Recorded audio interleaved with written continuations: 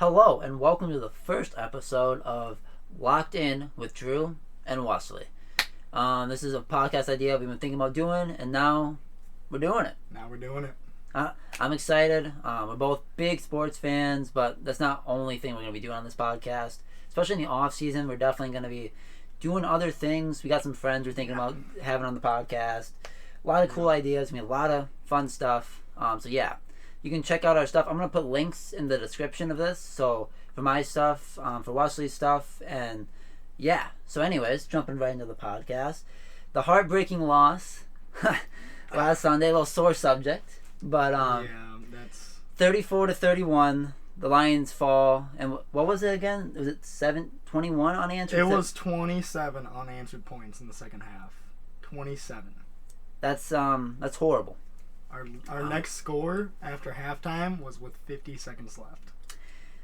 Yeah, and it was a great play by Jameson Williams. I will say it was a great catch, yes. But and before then, David Montgomery got stuffed at the line, which took away one of our timeouts, which basically put the game was on that onside kick, and we had that tip that wasn't going to be legal anyways. I think he hit it at 8 yards or something like that. Like a half a yard before it reached even 10. Yeah. So it wouldn't have mattered, but that tip did, everyone's jumping on their seats, yeah, I know I was like, dude, we almost have it back, so. Right. But anyways, kind of breaking down the game. The first half was amazing. We were the offense couldn't be stopped. David Montgomery, Jahmyr Gibbs, the offensive line was taking over the game. Yep. And that JMO end around, was a touchdown. That was crazy. JMO end around for the touchdown. He broke 3 tackles going in the end zone on that. Yeah. One. That was. And it wasn't even that big of a hole. It was not. And the guy had his jersey. He almost fell over. Mm-hmm. Made it in though. Yeah. Made it in. The whole start of the game, it just felt like we were doing what we wanted. Mm-hmm. We were playing the game that we came out to play. In our first appearance in the playoffs this year, not at home. Right. Because both games at home, we came in and we were like, this is our game. Mm-hmm. And the advantage wasn't there like it was at Ford Field. Lions fans showed up, for sure. San Fran there was Jared Goff chants in San Fran, so there was definitely Lions fans. There was, but there was plenty of Red Sea there going on. And you felt it in the second half. When the momentum shifted, that was when you started to see there was Lions fans, but there was definitely home field advantage for San Fran. There was. And that fan base is known for that. They travel, especially they didn't have to travel this time, but they do travel when they play the Rams. It's basically a home game for San Fran when they play the Rams. Yeah. So it's they're a very good fan base, very good team, and it was a very tough game. But it was. And like you said, the downfall started from Jahmyr Gibbs' fumble. Mm-hmm. That was the biggest thing that I've been talking about off camera is really the fourth down things have been the fourth down attempts. That was a big thing that Dan Campbell was getting a lot of stuff for. And I am a little bit too because it's 2 times in a zone in an area where you could have kicked a field goal, which you're saying you'd much rather go with our top 5 offense than our below average kicker to average kicker, but you're not that far out. You might as well keep putting. We had to keep scoring, and we continued to not do that. That was our problem. And both sides of it, I definitely can rationalize with. You know what I mean? Especially if we had a better kicker, especially on the one with the first one with Josh Reynolds dropped the cutback. On that one, it probably was going to be close to a 48-50 yard field goal. If we have a consistent kicker, I think you take the points there. Unfortunately, Michael Badgley's around 48% for beyond 50. I don't love that fact, and that's kind of why I haven't been so hard on the Dan Campbell going for it. Now, what I will say is the drops were definitely a thing, and that's kind of also where I say that the fourth down going for it, Josh Reynolds that was a playable, and that should have been caught. It was a playable catch, and there was another 3rd and 10, which we really needed, that he was wide open. That one hit him right in the chest, and it was like, what? And I think that was really, you started to feel the momentum. Oh, it was too. That was the moment where you're like, wow, we are just not feeling it right now. Like everything got taken away. And when we went to halftime, I was like, Dan, like, don't tell them to stop. Like, we gotta keep the pressure on. Mm-hmm. Like, this is not just a pushover team. Even though they came out and kind of looked like it to begin with, we seen that they weren't. Right. They came out and they were like, yeah, this ain't how we play. Mm-hmm. You know, so you got to keep scoring. You got to keep momentum. You got to be out of the chains, and we just didn't do that. Mm-hmm. And I do think I've seen a little bit of a pattern with games where this offensive line is very good. And the run game will have, like, a great first half, but then we stall in a second half. We do. In a third quarter. And I was... In that game, I kept saying, we just got to make it out of the third quarter, not down. Because if we make it out, I think we're going to be okay. Because all season, third quarters is where we've given up the leads we built, or we've just... If it's a close game, we don't score. Our offense just seems to, like, stall in the third. Consistently. And it's... I think it stems from the run game, because it was not even close. Like, I can't remember the stats. And with these, we had like the most rushing yards that any team has put up in Shanahan in the first half, like, ever. I think it was like the most in the first half that some team has put up on Shanahan and his system while he's been there in San Fran. So that was quite. I was feeling it then. I was like, yeah, let's go. Nobody's even done this. We're out here doing it. Even though they have Chase on, even though they have Nick Bosa and Arik Armstead to make Jahmyr Gibbs fumble, but right. And a big thing that kind of, I don't think it was talked about during the game. I guess it kind of was, but until I really only saw it till the end of the game was like, the 49ers aren't a team that comes back. Yes, that was a thing too. Was like there was some stat about Shanahan. I think it's like one or two times he's come back, like 2 wins to like 30 losses in his tenure, and it's like this team doesn't come back from wins. They get up and they hold, and that's another thing that felt like that's why we're confident right here. Like, we let them score 7 in the half. And they had possessions. It's not like they didn't have possessions. We were getting the Brock Purdy. Brock Purdy was throwing picks. It was like we were looking good. McCaffrey was having McCaffrey things. You know what I mean? But we were stuffing him too. We did get him on a few times where we tackled him for loss. Yes. Another huge momentum play that we kind of forgot about was Brock Purdy, 50-yard throw down the field. Vildor's got Ayuk on his route. Yeah. Goes up for the ball. Hits him in the face, and Ayuk somehow manages to come down with it on the 1-yard line. What can you do about that? And that one was like, it was just like how bad is it gonna, like, we're starting to stall. Things are getting bad. But then that one just that one almost felt like things weren't gonna go right for us. It was like it's not that it's a luck play, because that's a great play by Ayuk. You know what I mean? In the moment, I was like calling for the pick. I was like, Brock Purdy needs to throw another pick here, like before that play. Oh, it's coming. Vildor, you got a chance. What just happened? What just happened? And I think eventually we're going to talk about free agents we want to target and like our team needs. Cornerback is definitely one. Yes. Vildor did step in and was better than I think Jerry Jacobs was when he was here, especially how bad it was getting. Jerry Jacobs he's got a heart of gold, but he just his physical attributes aren't up to par with these receivers that are in the league now. Especially with a team with stacked receivers, Debo and Ayuk and George Kittle out there receiving, and Christian McCaffrey's out there receiving. It's like, oh my gosh, we don't even have one guy to guard any of them. Right. Really, I mean, we could throw safety help onto him because we got the deep safety crew, but you need a guy to cover. You need a guy to provide something. Like, even Cam Sutton got cooked. Cam Sutton got cooked by CeeDee Lamb a couple weeks before as well. Right. Big guys all the time cooking us on our... It's really, like, during the season. That's why I wasn't... But, like, those games would happen. But we'd still, like... I mean, the CD one we lost. No, a little salty about that still. You know what I mean? That was a... Whole situation was pretty fucky. But, with that being said, most of those games, we would let their top wide receiver go off. CeeDee Lamb, 200 yards.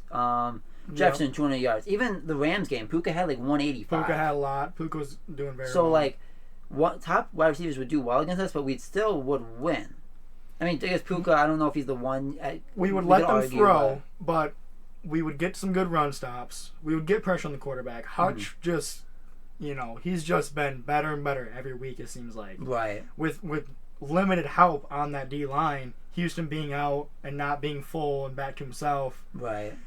It's Hutch and it's McNeil pushing, and they're trying, and that's really all you see from our D-line. Right. But if it was working for us, even with our bad cornerbacks and our one half of a D-line, with our deep safety crew, we were able to keep teams out of the end zone, make a red zone stand, keep them at 3 or whatever we needed to do, get picks. We got a lot of picks this year. This is a year for picks for the Lions because we don't usually get crazy turnovers like that. And I think that's the safeties, but the cornerbacks need to have better coverage on these receivers, not allow so many catches and so many yards. Right. Then we're scary. Right. Then we're scary. And I think we'll get more to that in a second. I think we're going to move a little bit off of the 49ers game. Don't want to go into it too much because we don't want to... Honestly, I was going to make a video myself about breaking down everything that happened in the game. I changed my mind. I didn't really want to talk about it anymore. So we're gonna move off of that. We're going to look at the game we could have been in, or not in, the Super Bowl. Yeah. The 49ers beat us. Against the team that we beat in the beginning of the season. But, and the Chiefs, they beat the Ravens. Very interesting game. Lamar did not exactly look like himself. Yeah. That's interesting. Lamar didn't exactly look like himself. I mean, he had some big plays, don't get me wrong. But there were some questionable things. The triple coverage thing, that sealed the deal. Yeah. I don't know what he saw. I don't know what really happened there. The MVP, I think Lamar's still the MVP. And I think I don't want to get off the topic of the Super Bowl, but I just don't know if an MVP makes plays like that. You know what I mean? In the playoffs. I understand it's a regular season award. Don't get me wrong. And I don't think that there's anyone that had a better season than Lamar. Maybe you could say Christian McCaffrey, but it's mostly a quarterback award. I'm not going to lie. You're not going to put Raheem Mostert in that conversation with the most rushing touchdowns in the league? No, I'm not. Not even close. But anyways, let's get to the Super Bowl. We got the 49ers. We got the Chiefs. 49ers, Chiefs. I want to hear your thoughts on it right now first. Dude, 49ers, Chiefs. People have been saying that this is the best Chiefs defense that Mahomes has had, and that may be true. They have a great D-line going. They have great cornerbacks. Trent McDuffie is a beast. Snead is a beast.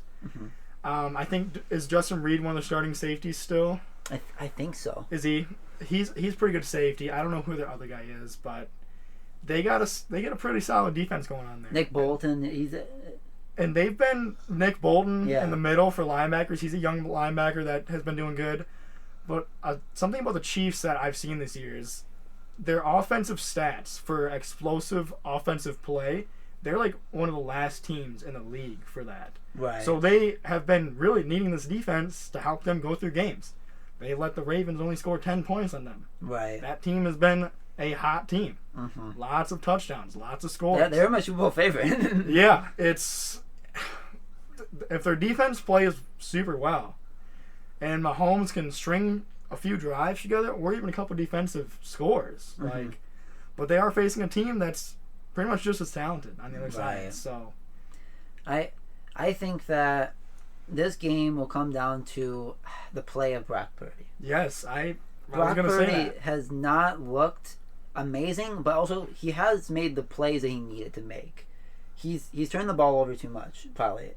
But like the Lions game, he had the big runs that extended first downs, extended drives. He's just mobile enough for you not to care, but for him to get that first down or that yardage that they need. So and big throws he had in the Packers game before. I think if he keeps care of the ball, I think that, which is going to be difficult for sure. This is a team that's going to bring pressure. They're going to get to him. Yep. And Chris Jones coming right through the middle, man. Yeah. He's going to be pushing. And this defense has been legit all year. Yep. I mean, they were legit without Chris Jones against the Lions week 1. Yep. So they were. They only held us to, I think it was 21. Yeah, 21 points, 20. And there wasn't even Chris Jones. So I'm not going to even come close to slandering them. No. Now, what I will say is the playmakers on that team is very good. And I think, but like we did, I think that team can limit those guys. And we didn't see a whole lot, and maybe this is going to be a big part of the game, is Debo's health. because he did not get a whole lot of work in the run game, whole lot of jet sweep work against us. And that's really certain plays that they can do because they have Debo. Debo's he's so strong. He's a great runner, so it adds versatility. I think that their offense, I think this is gonna be one of those Super Bowls that's gonna win like 23 points is like my max points for them. I think it's gonna be like 23-17, 20-23, something like that. Yeah, you could see a lot of turnovers and just three and outs. I don't even know if it's gonna be turnovers. Just 3 and outs. And just like punts and like the field positioning game, and then like it might come down to who gets the ball last, and like and if it's the Chiefs, I would put my money on the Chiefs. If they get the ball last, I would put my money on the Chiefs.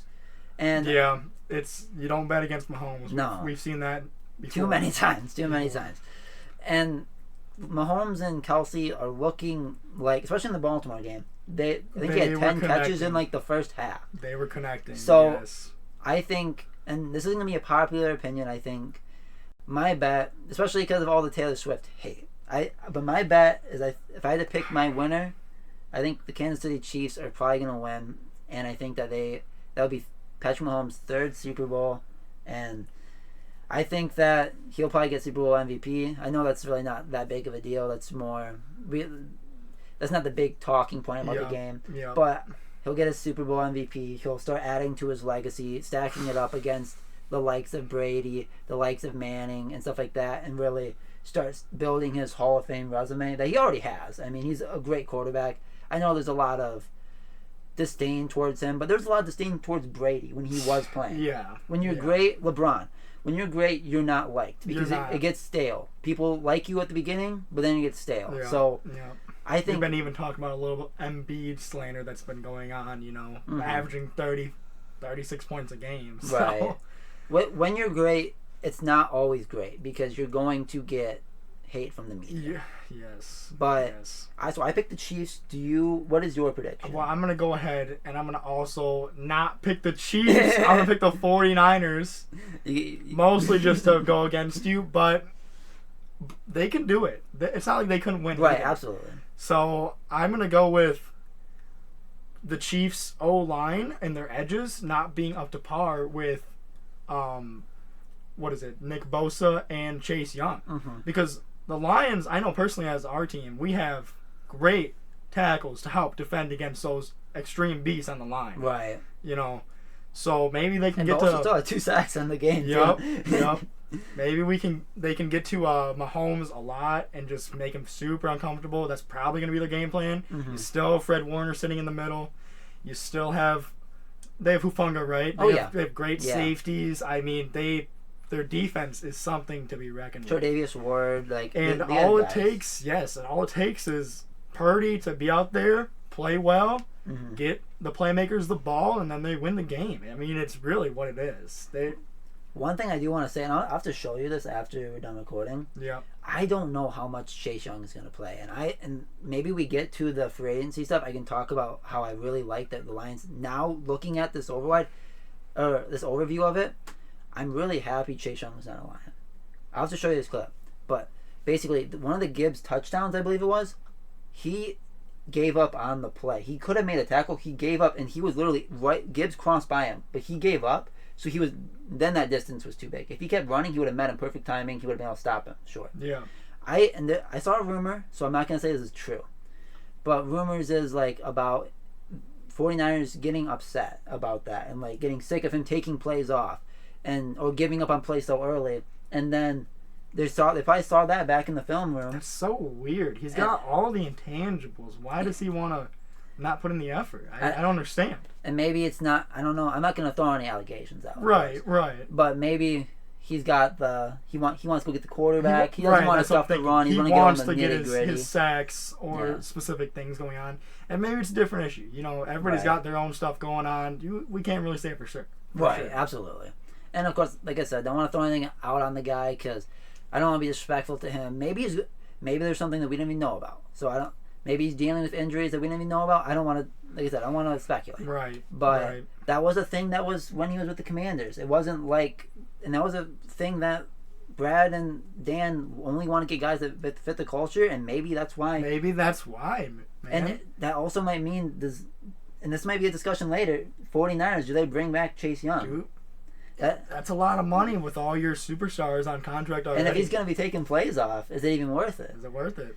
But I think now, do you want to move closer to the Lions this offseason? Do you want to look at some of that stuff? Or yeah. I guess top needs for this team, I think that, the first one's pretty obvious. Cornerbacks, DBs, basically that's what we need to do. And I also, not right now, but after we talk about this, I want to talk about Chauncey Gardner-Johnson. I want to ask you, what do you think about him, bringing him back? I know a lot of people are actually really upset at him because he was waving away at the first half, or right before the first half ended, at the 49ers fans. And people are mad. But that's kind of his game. That's his personality. Yeah. It's you want to have a great Antonio Brown. The guy's right here. His autograph. We met him. I'll flash the picture on the screen right now. Pretty cool. But if you want to have your Antonio Brown superstar, you're going to have to carry the baggage that comes with it, sometimes as well. And I love him. I think he's a hard-nosed player. I think he's out there. I think he fits the culture. You know what? So what? He talks crap or talks some shit here and there to some players. We can now. Might as well. And for the most part, we've kind of backed it up. 49ers game, Debo had a pretty good game, I'm not going to lie. So I'm not going to say that. When the talk he was talking about Coleman and running back, maybe not so much true. Ayuk was the guy I think that got most of the yards, but I think Ayuk had 2 touchdowns that game, too. Yeah, so I'm not going to say that Debo went crazy, but I think he was close to 100 yards. So I'm not going to say that we shut him down like that. No. But I think CJ, he is one of those guys that are a building block, a leader, something like that. He's in his prime. He just had the most picks, tied for the most picks last year. I don't know if you give him a long-term contract, though. I think you give him another 1 to 2 year. I think you give him a 1 year and say, hey, you weren't healthy. I didn't get to see it. We believe in you. Right, because that's what we tried to do to begin with. Yeah. We tried to see what this would look like with him on the team. Hopes are getting high, we're doing good, and he's out for the rest of the season, early in the season. So. And that might have been a part of why he didn't have the best game. He got stiff-armed by McCaffrey. He had, he didn't have the best game. He had, I don't know what the stat was. It was one of the worst PFF grade stats. Oh, did he really? That's not great. Oh. But what I will say is he hasn't had time. He literally, that torn pec, he got back way earlier than supposed to. He was not supposed to be back at all. Yep. So I think that's the type of player I want on my team. A guy that he wants to get back for winning playoff games. He does. He wants to he wanted to win. Just like Frank dealing with 4 different injuries at the same time and adding on and then still stopping players like Vita Vea at the line for a touchdown. Right. Those are the players that the Lions have been living off of and we've been breathing from. So. And safety room is packed, but at the same time, he's the best one. When healthy, when given, he's the best safety we got. And I don't know if I'd throw a long-term contract. I don't know. But you think he's the best safety we got? Who you saying Branch is better? No, not Branch. Who you saying is better? Kirby? I think Kirby is a monster on the field. I love Kirby Joseph, dude. It's for his age, for everything that he's got going on. He gets picks. He plays good coverage when he can. He got injured in that game, didn't he? He went out for a little bit. He might have came back in, though. I'm not sure. I don't remember. But he's coming up, too. He is another guy that everyone needs to watch out for. Because 4 picks, back-to-back seasons. So 24, 23 years old, however old he is, he's young. He's young. And I think a big thing I want to say off-season wise, let's not forget that I understand that loss was bad. It sucked. Because we had it in our grasps and we had the mindset we're going to the fucking Super Bowl. We were trying. We were trying. In my head, I'm like, we are half away of holding this game. That's and then we're talking about it again, but that's what was so frustrating was dude, we're doing it. Yeah. Just play a subpar next half, and we got this game. Right. And we couldn't even do it. What is going on? But remember, 12-5. That's one of the best seasons we've had in a long time. 2 playoff wins, 2 home playoff games that Lions fans got to go to. Yep. We don't get that shit. And we had put up the 4th decibel loudest game in a long time, and that's like the sound of a jet engine, I guess. Yeah. Like starting up. That's insane. Yeah. And we Monty and Gibbs, the pick that was poor value. They both had 1,000 yards and 10 touchdowns.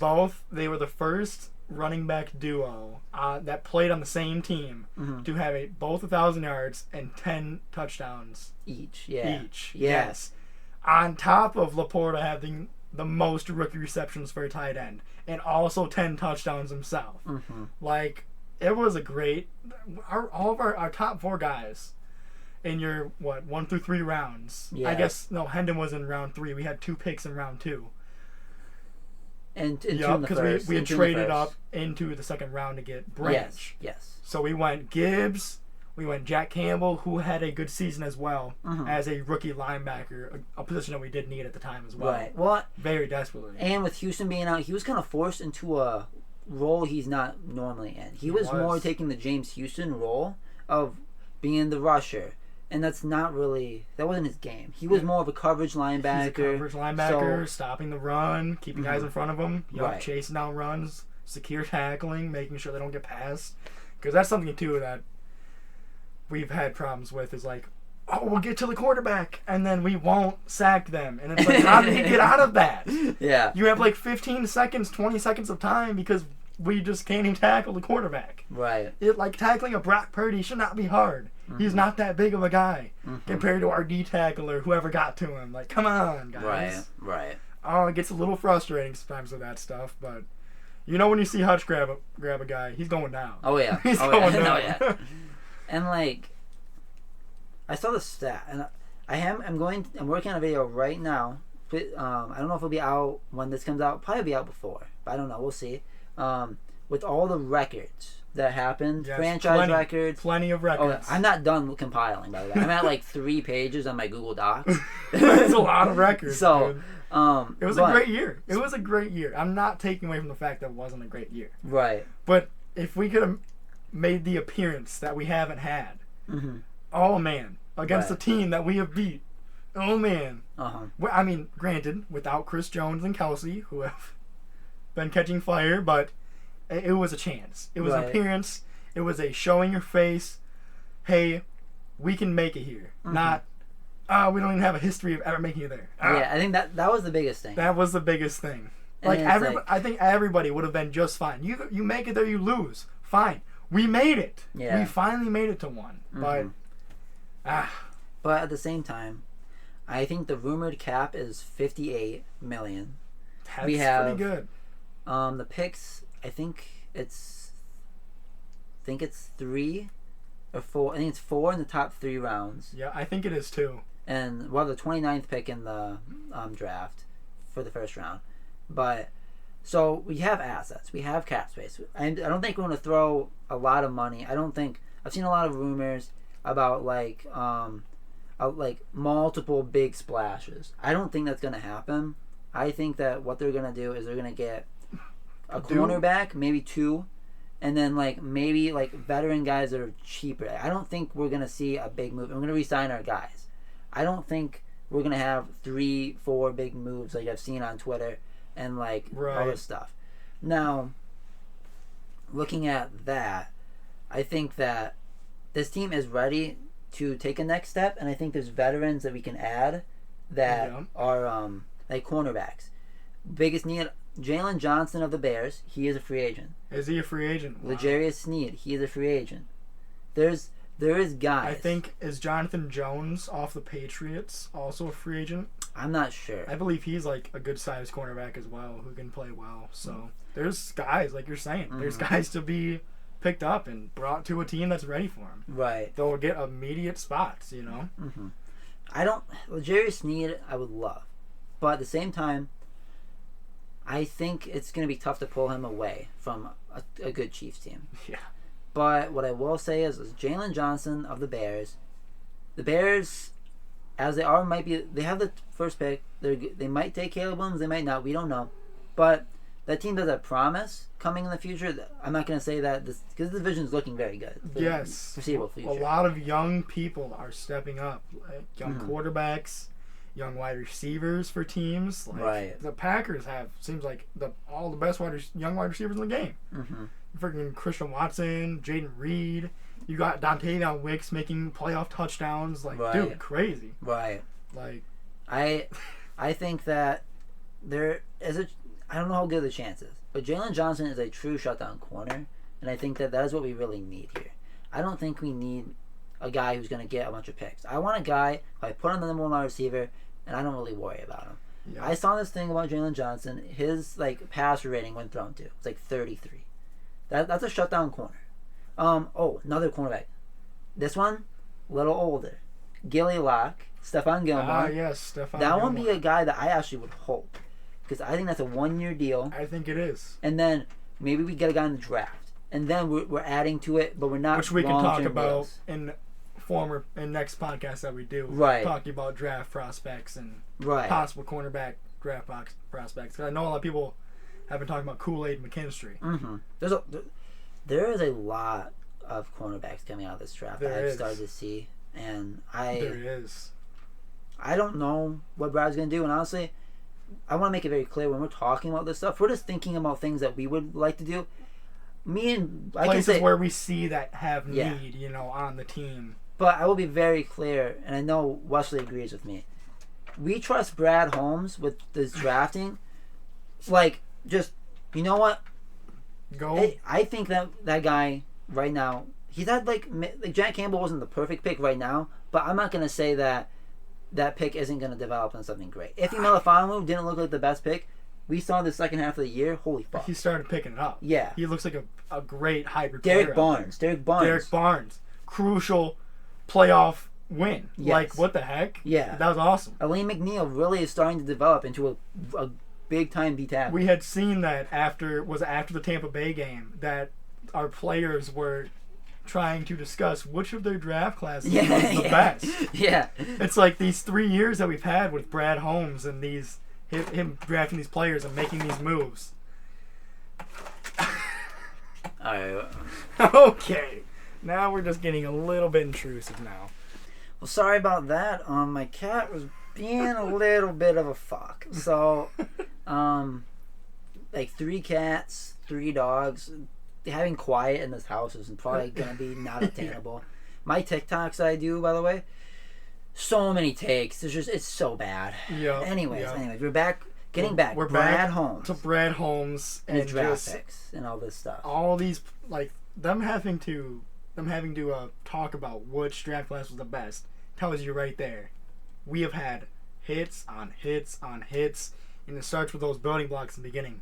The Penei Sewell, the St. Brown 4th, 5th round guy, yeah, St. Brown pick was crazy. That was. I mean, the building blocks started so early. It was just amazing. He got in here, boom, went right to work. Let's build this. Mm-hmm. They brought in Penei. They told Penei, you are going to be a piece that will help us get where we need to be. And where are we at? Right. We're right where we need to be. Mm-hmm. So I think Brad Holmes is a amazing. genius at what he does, and he has the passion for it. Mm-hmm. You see the clips of Brad Holmes being hype. All this stuff, he's just the best. And looking at I show Wesley a lot of these things. Mostly we'll be hanging out, and I'll put it on YouTube. The Inside the Den. If you have not watched this series from the Lions, and you're a big Lions fan, I really highly recommend just seeing the behind the scenes, especially at draft time. It's super cool. The draft calls, calling the players and talking to them. Well, even before then, you'll see these scouts, and they're talking about these guys, and you kind of. But then after the draft, you kind of link it to what they're saying, and you're like, that's why they like this guy. Yeah. You start connecting the pieces to it. Yeah. I really like the staff on the coaching staff. I like the scouting staff. I think that they've put together very good people in this front office, very good people in this. They've put together people staff. And created a culture that goes for the same cause. Mm-hmm. We're all trying to win. Mm-hmm. That's what we're doing. We're trying to create a dynasty type of franchise that can be a playoff contender multiple years in a row. It can be a Super Bowl, contender or favorite multiple years in a row. That's where they that was the big thing. Brad Holmes, when he first came in, when like his introduction thing where he does his speech and everything, he said that this team will compete for championships on a regular basis. Now, it doesn't mean Super Bowl championships always. You know what I mean? But that's like the Packers, staples in the division, going to the playoffs, winning every the year. NFC multiple years. Yeah, this is our first NFC North championship, right? Yeah. So it's we need to get some of those racked up. Let's keep going. And that's the goal. You don't want to be a team that, I mean, it'd be tough if you ask me right now. Maybe I would to get a Super Bowl and then flame out. Maybe just of how we never. That's pretty tough. But realistically, to be a respectable organization, you don't 1 year win a Super Bowl, flame out. Yeah. And that's what Brad Holmes is building. He's building a successful and consistent winner. And that's why I'm just we were talking about draft picks. I want to make it very clear. Brad Holmes has my full trust. He is absolutely what he goes with. I'm not gonna lie, it's gonna be tough to question him. Now, if he takes cornerback first round, am I gonna be happier maybe, or maybe I'm yes, that's what I was thinking too. But it doesn't mean that if he takes a D tackle, he's the edge rusher, take someone different that I'm if Brad Holmes guy that he wants is not at our pick or our position, or he couldn't get to that point to get that guy. Mm-hmm. He's not going to just pick a position that we need, but it's a different guy that he wasn't fully sure on. He goes with the guys that he loves at that spot. The guys that actually have that true value and that true talent at those spots. That's what he goes for all the time. When the Gibbs pick's perfect. That's a perfect example of that. It's what it's what we did. It's and we even traded down, got more value for it anyways. People still calling it crap. Yeah. And then you have Gibbs out here, 1,000 yards, 10 touchdowns for a season. And he didn't even get a whole lot of work in the beginning of the year. No, he didn't. He didn't. He came in slow and he still fantasy football, I drafted Bijan and Gibbs in a keeper league, and I started at 0-3, and I traded Gibbs. I traded Gibbs and who did I trade? Gibbs and Garrett Wilson because Rodgers went down.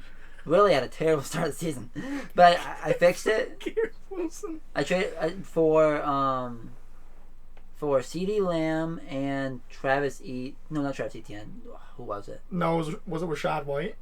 Yes, it was Rashad White. You got CeeDee and Rashad, which actually isn't that bad. CeeDee Lamb had a great unstoppable year. Yeah. Rashad continued to be consistent. Second half of the year, I would have wanted to have Gibbs more than Bijan. I mean, yeah. But also the Arthur Smith stuff, which actually that can be a podcast or an episode or something we talk about. He's actually, I don't know if you saw, he's the new Steelers OC. Is he really? Yeah, he got this OC job. For the Steelers? Yeah. So we'll see how that goes. I don't know, dude. He doesn't even... If you want to say Kyle Pitts is still a great talent, why isn't he getting production? If you want to say that Drake London is a great talent, I mean, he didn't get that much... They also don't throw the ball a lot. Their whole thing is, we're going to run. We're going to run the piss out of the ball. It's right. That's great, but when you're down, you don't have a top 5 O-line, it's dude, you got to be creative with what you're doing. And I just, as an offensive guy going into the Steelers, whose offense was very lackluster this year anyways, but they always managed to stay in games because of their absolutely insane defensive talent with TJ Watt and Minka and all the guys there. So. Right. And I don't know about that hire, but you know what? Talk about, speaking of hires, someone who didn't get hired and decided to stay with the Detroit Lions. Someone that I think, especially Ben Johnson, I'm going to say this directly to you right now. After that tough 49ers loss, to hear a couple days later that you were staying as the OC was the uplift that I needed to bring that fire back in for next season. Yes, it was. I was like, we're fucking running it back. Let's fucking go. Yep. That was what I felt. And I'm like, that was just pure Well, this guy's been running a top 5 offense for a couple of years now. It's you don't want that to leave. You want to stay a top 5 offense.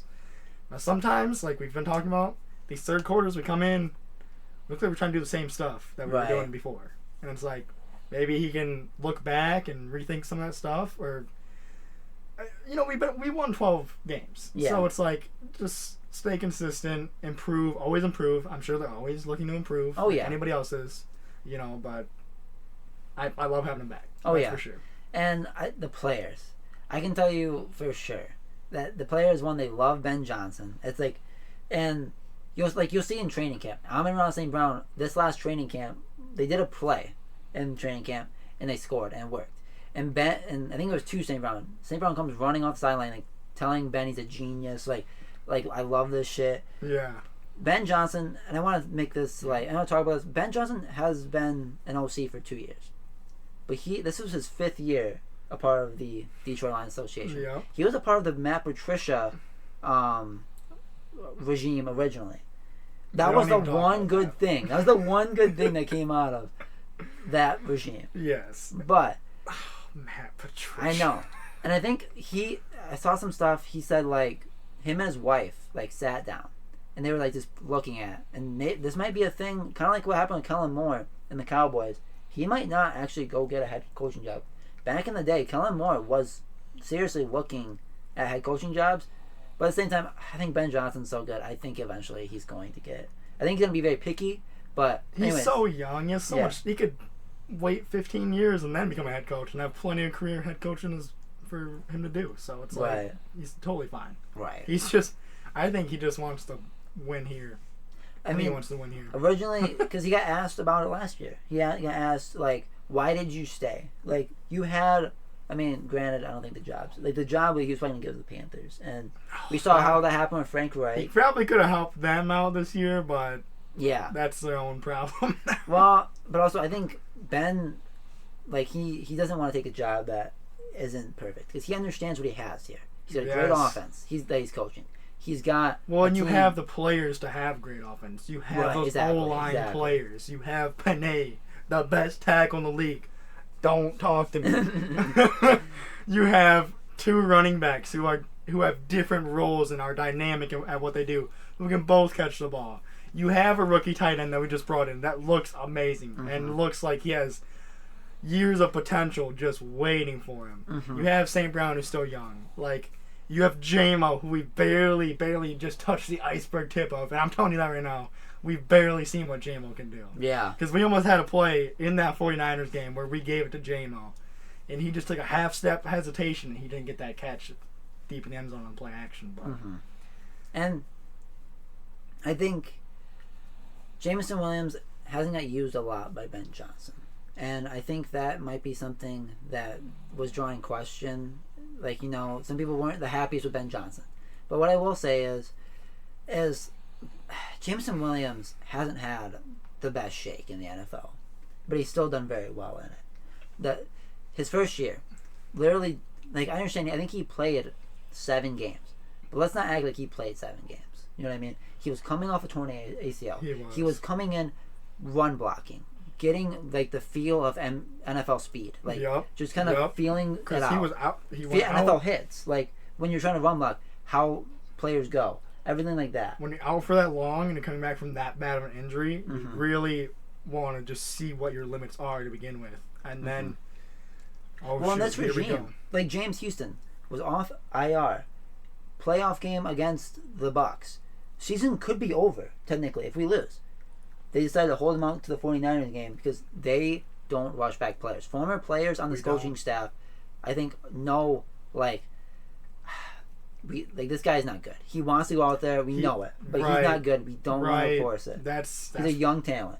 We don't want to get this guy hurt and future's fucked. Especially with Jameson Williams coming off an ACL. If he got re-injured, detrimental. Like, we're talking about some serious shit. We wouldn't even be talking about seeing the glimpses that we have from him. Absolutely. We would be talking about now, since that sad Jameson Williams' second ACL injury, he's not going to be playing any football or possibly could never be playing football. He might be done.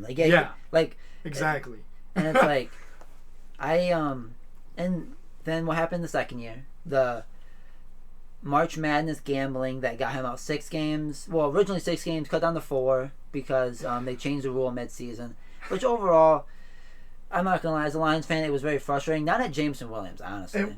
It was because I think that's really odd. Where was it at? It was at team. It was at a team hotel. It was at a team hotel, and it was on a basketball game, which has nothing to do with anything. That's not the Calvin Ridley thing. That's not. No, it's the not. Other players that's done it. Like I think it's Quintez just Cephas, it's a ridiculous thing that they have in their clauses that happened. So it's like, but luckily, so that's what I'm saying. I think that he hasn't got a fair shake. I think year 3 J-Mo is gonna be that guy we've seen. The Josh guy that Reynolds can be showing us that we need to maybe look to some other options sometimes. Like I'll be honest with you, and me and Wes has had conversations about this ever since the game. I think we've talked about Josh Reynolds for more than just that game. I've gone back and forth on Josh Reynolds with you, and I've came more into liking him as this year has progressed because he has made some good plays, he's made good catches, but we can find more talent. He's a big guy. He catches the ball well when he wants to, apparently, and he's a big target, but he's not always the fastest. Maybe he doesn't have the best cuts, and he doesn't show up in every game. A lot of good receivers, good twos, show up in every game. If we're not going to have J-Mo as a 2, we're going to have J-Mo as this special play guy. Do some crazy runs with J-Mo. Do some crazy play action. Oh, then J-Mo going down the field. Throw it to him. Right. And have your 2 out there still playing. Because we know St. Brown's the 1. St. Brown, first down St. Brown, get you every time. But open like 7-Eleven. Always.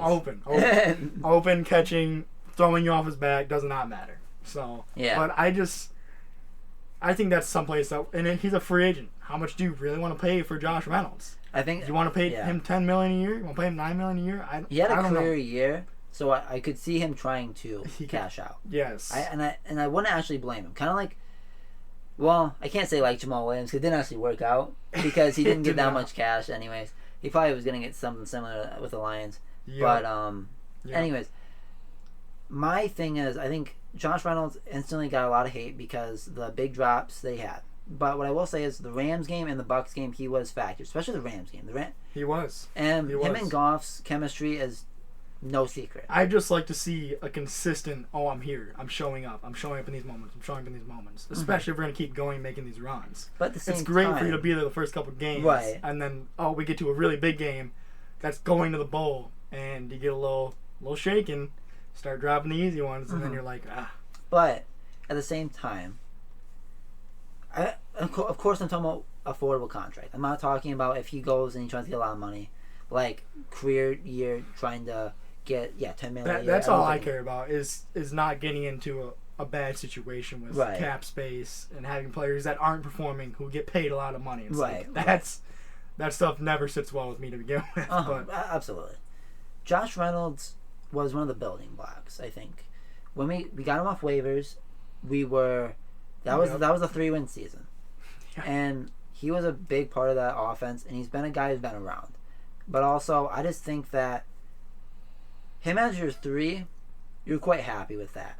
I think because Jameson Williams is going to be your 2. He was how high he was drafted. Right. He can't not be and your I'm 2. okay with that. If that's his role. He can be the 3 guy, and J-Mo's going to be getting more work. The thing with J-Mo is his frame is kind of small. He's not like a possession guy where he's kind of surprised me sometimes where with that last catch in the end zone with some people hitting him in the back and he's still catching the ball. Right. But his hands were getting some serious slander at the beginning of the year. Yes. But he's more of he's going to create space and you got to hit him on those routes. Right. You know what I mean? And that's what he needs to be used as. I love seeing him catch the ball in tough situations. But let's get him some space to make some good plays, because that's really where he's going to shine a lot. Right. He's going to shine a lot doing that. So, in this draft, if you want to talk about possibly a 3 guy that you want to pay a lot of money for, this is a good receiver draft too. This is a really, really good receiver draft as well. Right. You got guys late in rounds that will probably go late in rounds like Roman Wilson off Michigan, who's got good speed and good size to him. There's plenty of guys to look at in this draft. Right. And I think there's a lot of depth at our wide receiver room. Donovan Peoples-Jones. I'm curious actually what they're going to do with that. He isn't expiring. We didn't give a whole lot for him. We also didn't see a whole lot of him. So I don't know if they got him in the building. I've never seen a whole lot from him in Cleveland either. I don't know if that's a scheme thing. I don't know if there was Amari Cooper in front of him, so the other guys didn't really want to look at him, or they had Especially with Deshaun Watson. I don't know. Yeah, I don't know. He's another guy who's got good size as well, who can move well. So, and maybe he was brought in because they kind of saw Josh Reynolds' trajectory in the year and were like, he's probably a veteran. He's probably going to want to get paid. We're going to get this younger guy that isn't as proven. Good build, great. They like the intangibles of all their players. So I can imagine he's a local guy. Went to Michigan, so maybe that was the plan.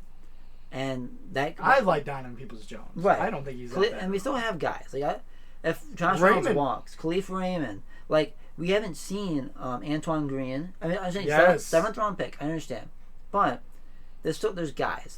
He's in the NFL for a reason. Right. Like Brock Purdy, 7th round pick. You can say that for all kinds of people, and it's like, well, there's guys that come out of there. So you just got to see what their talent is and how well their game translates to the NFL. You know. So.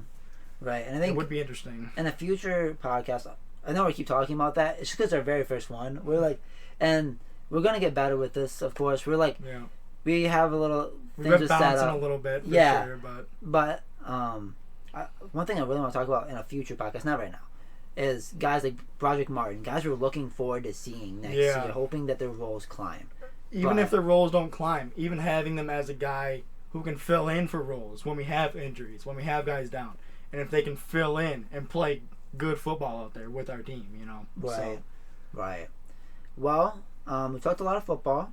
I think that maybe we could, for a little bit, because we want to make it clear that we're not just a football podcast, not just a sports podcast. We're going to talk about what we want to talk about, of course. Yeah. We don't really want to put ourselves in a box. I personally don't want to put myself in a box, especially with any of my content. Nope. So with that being said, I do want to talk about a little bit of the Pistons.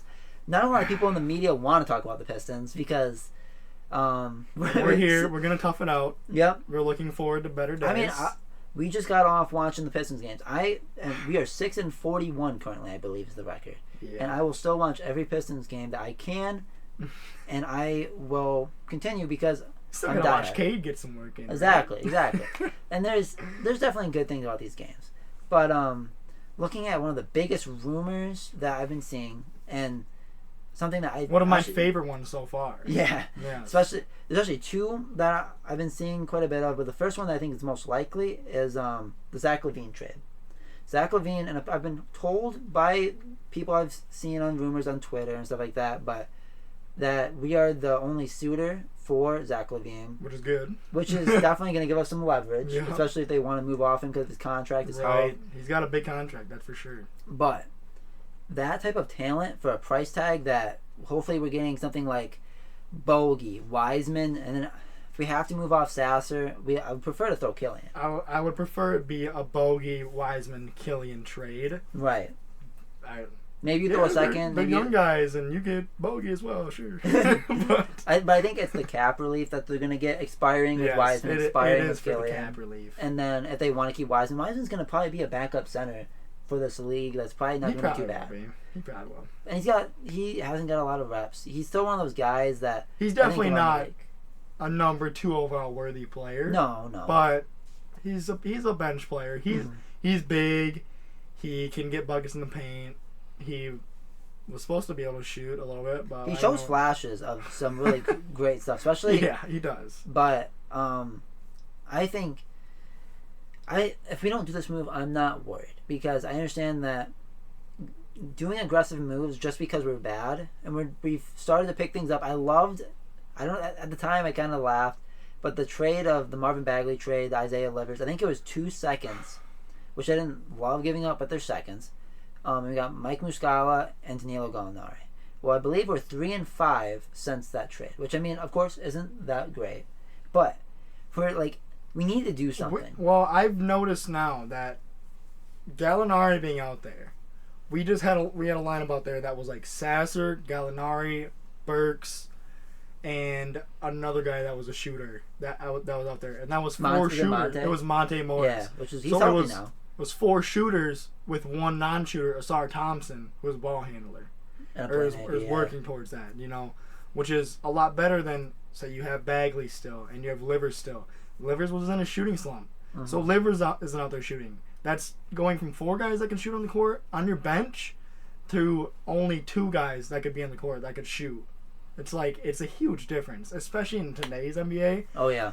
Yeah. Having people that can't shoot threes and you're watching it, you're like, dude, like it's great that you scored a bucket here and there, but they're hitting a bunch of threes, and we're not getting anywhere close to their score. And you're ruining stuff like Ivy and Cade are players that need spacing around them. Yes. To use their full, and also like the driving kick that they use. If you're kicking out to Bagley, if you're kicking out to Leverage who's not hitting threes, you're kicking out to Asar who's not really even a 3-point shooter yet at all. He's such a non-factor out there. He's shooting like low 20s. Like it's not good. No, and that's a big part about this is I think the relief that Zach LaVine would bring for both Ivy and Cade, a guy who can put 25 points up on the board, a guy that pulls from the defense, a guy who can knock down threes, a guy who hits big shots, especially like if Cade's out. I guess we go to Ivy, but Ivy's been looking not like shaky in crunch time moments so far. As a young player, I don't think that I want to give up on him at all because he shows great flashes. He does. But Zach LaVine is a guy that I think would be a great value pickup. He has his expensive contract, but that's why you have cap space. We're not gonna get free agents, big fish, winning 6 fucking games. He's another veteran player as well to bring in. Another guy with experience in the league. Winning and losing in the league, you know. Well, so. Like this isn't 2K, guys. We're not gonna go fucking sign the top 3 guys if we have $60 million in cap. Yeah. Or whatever the fuck we have. I want to make that very clear because, I understand that. There's certain people that are gonna be available in free agency. And I understand, but Detroit is not a destination yet. Especially not this year. Right. With how we're looking. Because I want to Detroit has been a destination for big players. Like right now, the Wings getting Patrick Kane. He wanted to go to a contender. Yes. Back in the Tigers days, we got Prince Fielder. Like we were getting guys that were just like, I want to go here because they're winning. They're good. Yeah. Like the Lions getting C.J. Gardner-Johnson. Like we're gonna see that effect. C.J. wanted to come in. He's like, this is where I want to come. From the Eagles too. It's like Detroit can be a free agent destination for sure. You got to be a good team though. We're not there yet, and even the Cade pull, that's not pull yet.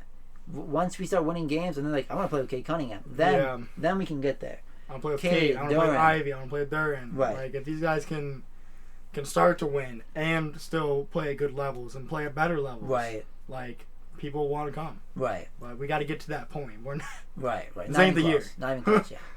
Now the other rumor, I don't know if you've heard about this. This one is going to be a little. I don't know how I feel about this one. And there's off the court is why I say this. On the court, I'm not going to lie. I actually genuinely love this move. But it's tough with me to remove the off the court.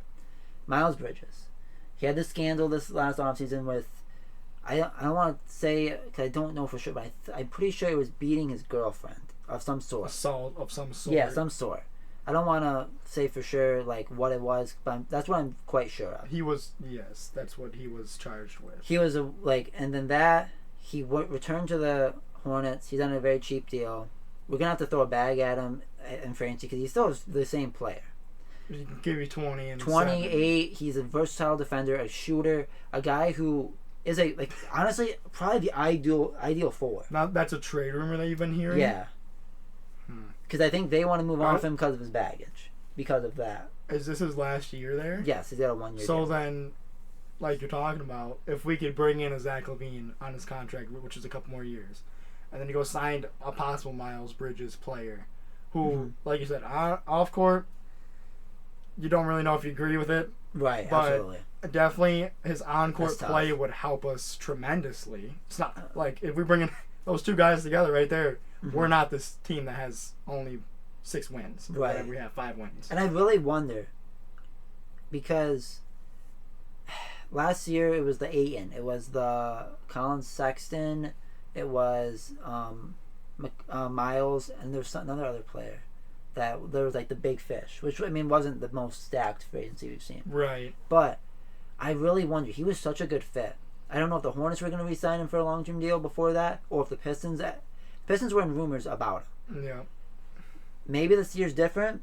If we were to make that move and get him. Or different other people's scandals are in the light now, and this is kind of in the wind. A little bit, but right.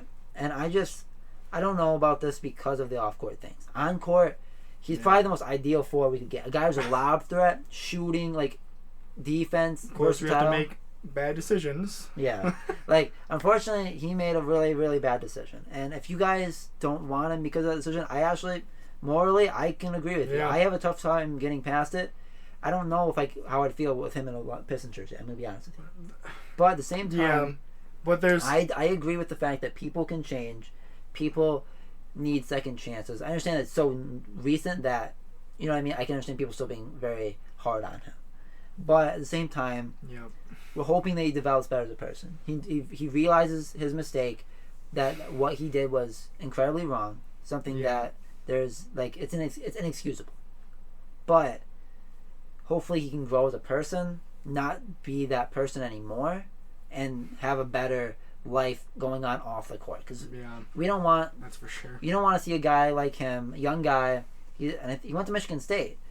Not that it matters, of course, but a guy who's a local guy for us, seeing him go down a really bad path, end up in jail because he can't hold his temper or whatever it was. Whatever the situation is, just don't make bad decisions, really. No. It's the same thing with like the whole John Moran thing that went on. It's like... That's another one, You guys have like this great opportunity.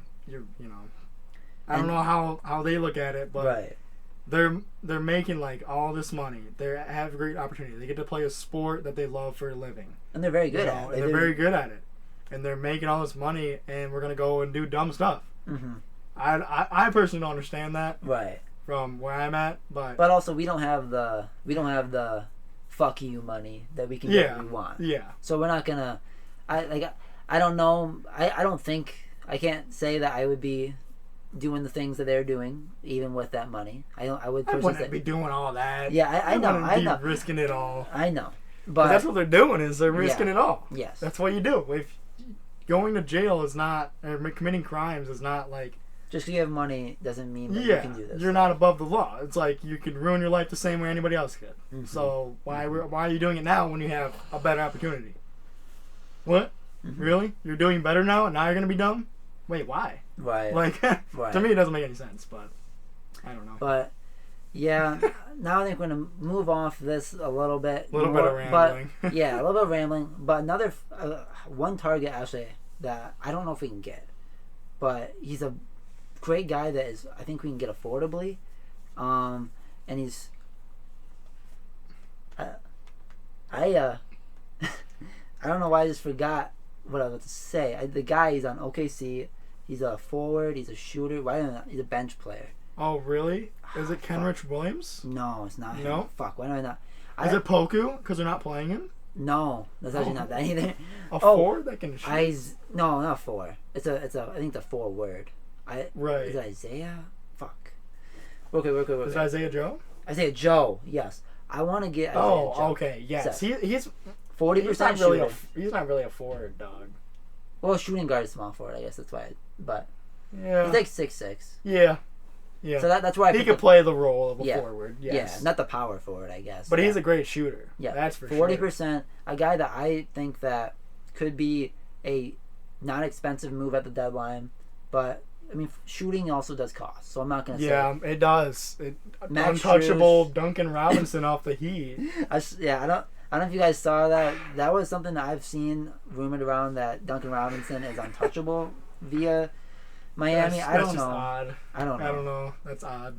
Like he's a great shooter, but there's not much else that you're getting. You know, Michigan guys. Wow, I mean, we're really like looping. Like the conversation's been a lot around like just in. Not even like on purpose. Like these guys. Yeah. Like, it's kind of fun. Hey, we produce talent out here, boys. Come out. Yeah, produce talent. Especially Michigan.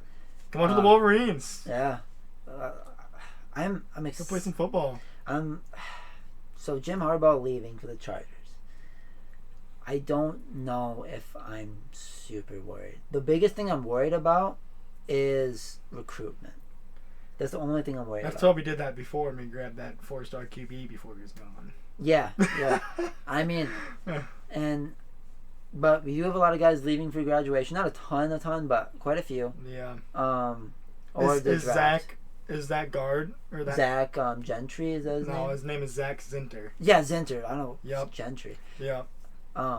I think he was a senior guy, wasn't he? I think he's gonna go in the draft. The guy who got injured. Yeah, he got injured. I don't think I haven't heard anything about Donovan Edwards. Obviously, he wasn't playing. He was injured for us, but he was. If he was playing, I mean, it'd make it even easier for us. yeah. National championship guys. And that's gonna be, I think, a podcast topic we're gonna talk about a little bit more when I do. We haven't done a whole lot of research about it. Really. Well, yeah, we'll get into some stuff. We'll have to pull some stats for some stuff. Right, some guys that are going to be replacements that we didn't see a whole lot of that isn't like general knowledge sometimes. Deeper guys that we might be more interested in. Yep. But yeah, I think we've done a pretty good job. I think we're gonna probably want to wrap. We're gonna wrap this thing up, huh? Yeah. First podcast. I wanna. If you're still here, thank you so much for sticking with us. Yes, thank you. We like I said, I don't know. We're probably gonna look more at a weekly thing before we do anything more consistent, just because of scheduling and also weekly or maybe 2 a week. Could be a possible option. Not gonna do anything like for sure this day because we don't want to. Things happen. We don't want to force that on ourselves. Yeah. But we're gonna do this for fun because I've had a pretty good time. We always talk about sports off camera, anyways. So it's might as well post it. Yeah, and hope that we can get some more discussions, cause more discussions for you guys when you guys are talking to your friends. You're like, I saw this on this podcast, yada yada yada, and you can talk to your friends about this stuff because we could possibly be getting Zach LaVine. Yeah, stuff that maybe you guys haven't heard about. Some exciting stuff that could be happening, but yeah, breaking news stuff. If you want to check out my page, my TikTok, my YouTube that I've been doing a lot of shorts on. I'm gonna start doing more videos.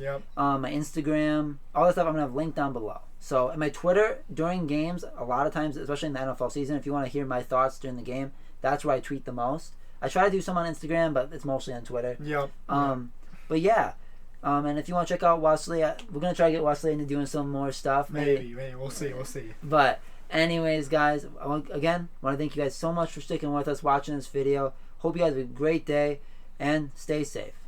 Peace.